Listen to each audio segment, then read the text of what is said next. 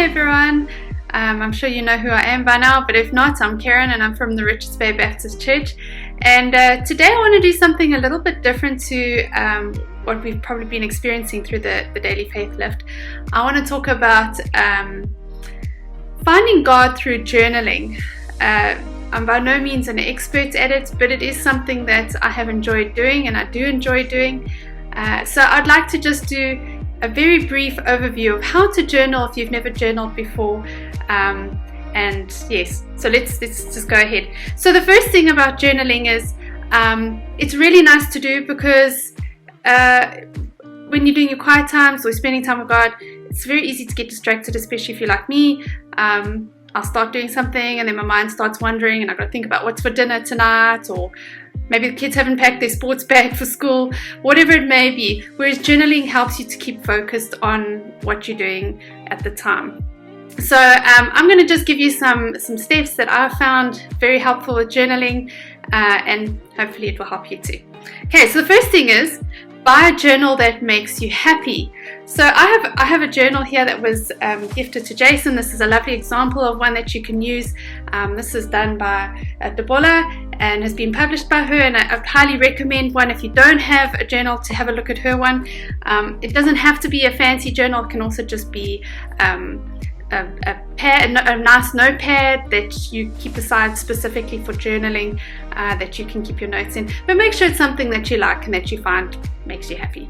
The next thing is have a nice pen or pencil, or even colored pencils. Sometimes it's nice if you're into the very creative and flourishing kind of thing, to draw or color in or make pictures about. Perhaps God gives you a picture in your mind, you want to draw the picture, or you're reading through scripture and a picture comes to mind that you see, or something related to the scripture. It's nice to have colored pencils if you're into that kind of stuff. Right, then when it comes to actually journaling, I'd highly recommend you just keep it simple. So it doesn't have to be a complicated, long 5-10 page file. If you're into that thing, that kind of stuff, that's great. But I would recommend it just a simple kind of entry that you want to do. Then, very importantly, make sure you write something or do something in your journal every day, even if it's just one word. It teaches you the consistency of spending time with God and recording it. The next thing is, when you journal, there's no hard and fast rule about what you should be journaling about. But some ideas are, maybe you want to write a scripture. Something I love to do was write prayers in my journal, and it was just really nice to be able to go back and see how I'd grown spiritually through my prayers and how God had answered them. So perhaps writing a prayer, a praise item, or even just a thanks to God.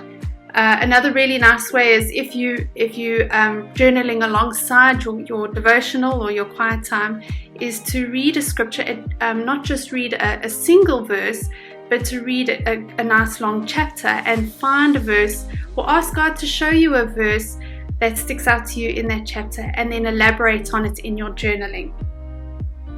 Then remember that each day is a new day. So if you find today you just can't get into it, write your one word. Tomorrow's a new day and you can carry on. Then a nice thing to also do in your journaling is to write a verse that you'd like to memorize over the week. So write that out in your journal, that's good to have. And then also very important is date your words. So give a date to every day that you do so that you're able to go back and have a look. And then the last thing is just to record the God moments, when God really just speaks to you, perhaps through your prayers, through reading scripture, to record that in your journal. It's just really, really lovely to go back to and read later on and just see how God has revealed himself to you through journaling. And journaling is just such a lovely way to spend time with God, and to explore him and to record what you have learned about him through your quiet time. So that's just a really basic outline of journaling. It can be so much more bigger. I just wanted to give you a very brief overview of how to do it. of how I've enjoyed doing it. There's many ways in which you can journal, and I hope that if you haven't started the journaling journey, that this overview will just encourage you to start the journaling process, and that you'll be encouraged as much as I have through doing this process.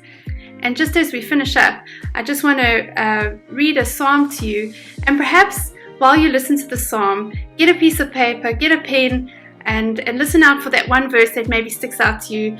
Jot it down, and then pray about it. Ask God, what does He want to reveal to you through this verse? How does He want to work this verse in your heart for today? So I'm going to read from Psalm 119, and it's from verse 6 to 16. Sorry, from verse 9 to 16, and it goes like this. How can a young man keep his way pure? By guarding it according to your word. With my whole heart I seek you.